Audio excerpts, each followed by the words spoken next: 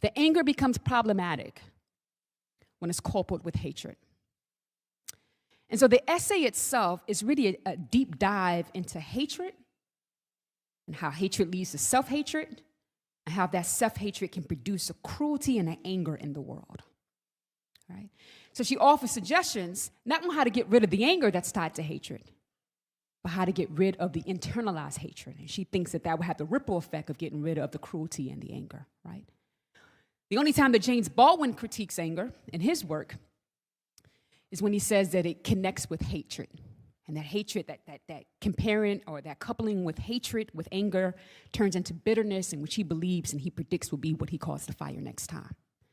And so I want to suggest that your encounter, and you said this with your own words, your encounter with that individual, you said you felt the anger. I want to say that you felt the anger plus the cruelty plus the hatred, right? And when you've entered into that domain, we have the problems that Audre Lorde, that James Baldwin, that Martin Luther King was very much concerned about, right? And that is the kind of stuff that we want to interrogate, right? But it's not just the anger. And so I love the fact that you said, the absence of love. Yes, that's something we need to criticize. The hatred, yes, that's something that we need to criticize. But it wasn't the anger simpliciter. It was some other stuff, and you hinted at that. It was some other stuff embedded in that. And it's that other stuff that we need to criticize in order to sanitize and get that good anger back that would not happen as a result of a road incident, but would happen to something that's a little bit more morally apt.